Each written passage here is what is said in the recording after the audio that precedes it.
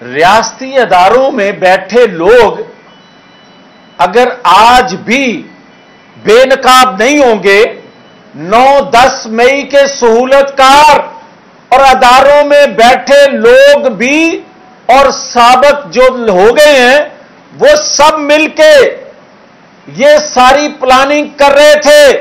اگر میری جماعت کی حد تک ہوتا تو یہ سینے میں راز راز رہتا۔ اگر صرف نواز شریف کو تاحیات نہل رکھنا تھا، مقصود تھا، تو میں زبان نہ کھولتا، مگر جب میری ریاست کو خطرہ ان سے ہو گیا ہے، جب میری ریاست ان کے ہاتھوں محفوظ نہیں میں سمجھ رہا، تو پھر میں کس لیے یہ راز راز رہنے دوں؟ میں زبان کھولوں گا۔ کیا پاکستان کے انٹیلیجنس اداروں کے علم میں نہیں ہے کہ 9 اور 10 مئی کو کس کس ادارے میں بیٹھے شخص نے اس کے لیے سہولت کاری کا رول ادا کیا؟ اور جو کیا وہ اگر بے نقاب ہو جائیں اور کر لیے جائیں تو یہ وہی کردار ہیں جنہوں نے 2017 میں پاکستان کی بربادی کی بنیاد رکھی۔ وہ سارے کے سارے بے نقاب ہو جائیں گے۔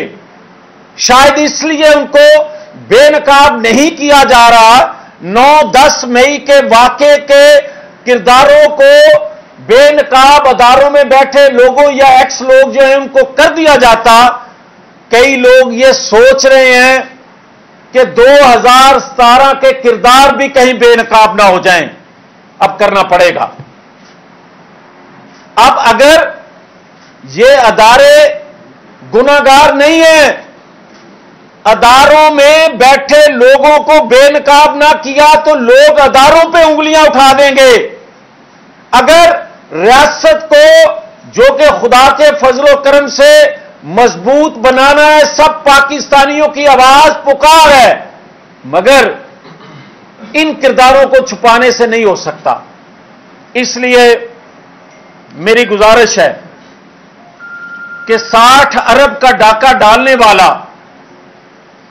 اگر اداروں میں بیٹھے لوگ یہ سمجھتے ہیں کہ جس طرح 450 لوگ پاناما میں تھے اور جس کا ذکر پورے افسانے میں نہیں تھا نواز شریف کا، اس کو صرف اس پاناما کی آڑ میں سزا دے دی اور اس میں بھی عالمی قوتوں کے لوگ شامل تھے اور یہاں سے سہولت کاری ہو رہی تھی، ایجنڈا ان کا تھا جو پاکستان کے اندر سی پیک نہیں دیکھنا چاہتے تھے، جو پاکستان کو ترقی کرتا نہیں دیکھنا چاہتے تھے، ان لوگوں نے سہولت کاری عالمی قوتوں کی۔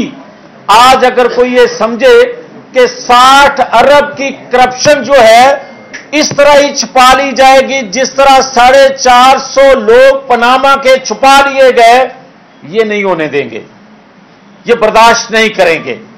اس لیے میری گزارش ہے آخر میں کہ آئین سے ہٹ کے کوئی چیز قبول نہیں کریں گے، اور پاکستان مخالف قوتوں کے اعلی کار پاکستان کے اندر جو بنے ہوئے ہیں اور جو مرکزی کردار ہے، اور کبھی یہ سنا ہے آپ نے کہ کوئی بلوائی، کوئی دہشت گردوں کا گروہ، اس کا سربراہ جو ہے وہ خود جا کے آپریشن کرے؟ وہ نگرانی کرتا ہے، وہ ڈیزائن کر کے دیتا ہے، جو کہ عمران خان نے کر کے دیا۔ یہ اب راز راز نہیں ہے، یہ بات سب کے سامنے ہے۔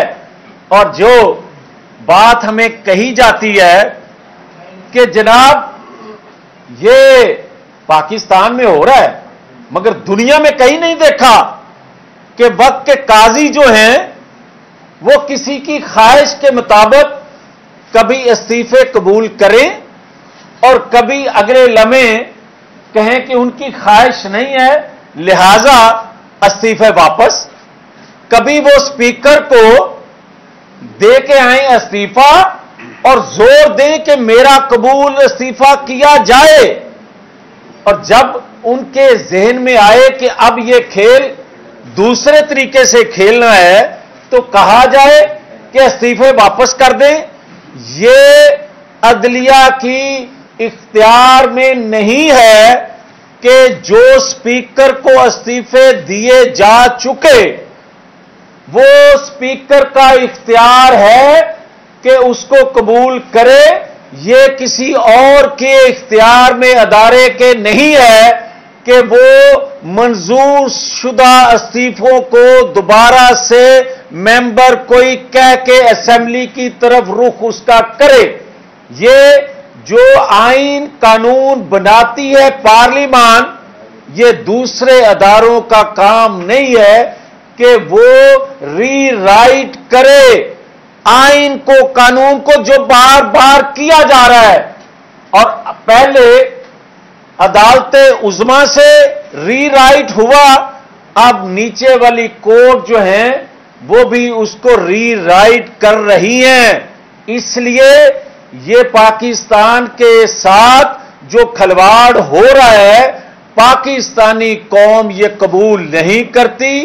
और कोई जमात, कोई कौमी जमात, मुस्लिम लीग नून की ये दरखास्त है तमाम पॉलिटिकल फोर्सेस से कि जो लोग पीटीआई के दहशतगर्दी में शामिल थे, उनको कोई जमात अपने अंदर कबूल ना करे।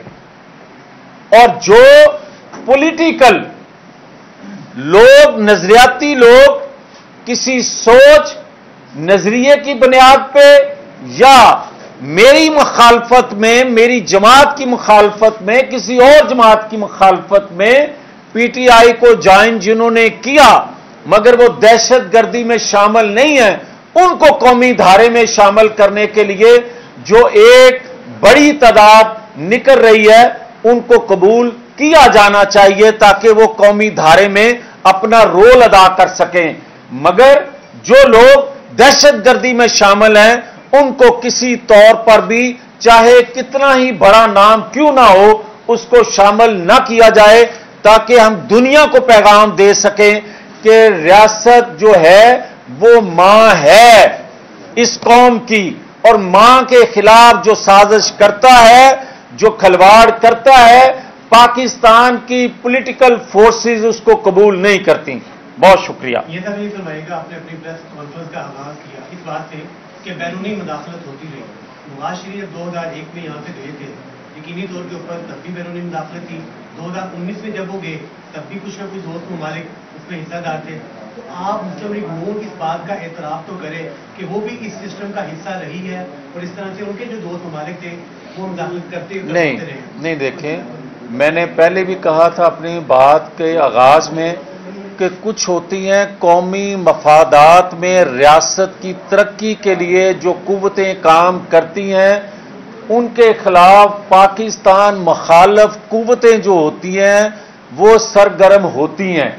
और जो आप कह रहे हैं, जो रियासत के मफाद में पॉलिटिकल फोर्सेस, क़यादत, लीडर काम करते हैं, तो उनके हक में पाकिस्तान दोस्त ममालिक भी हरकत में आते हैं, ये बात दुरुस्त है।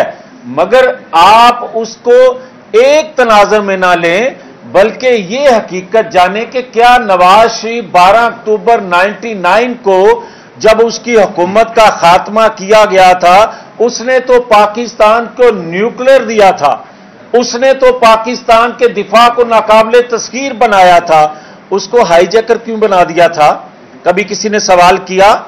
और जब 2017 में तरक्की करते पाकिस्तान को नवाज शरीफ की क़यादत में जो तरक्की कर रहा था, जब उस वक्त हटाया गया था, तो किस पाकिस्तान मुखालिफ कुव्वत ने उसके लिए खत लिखा था?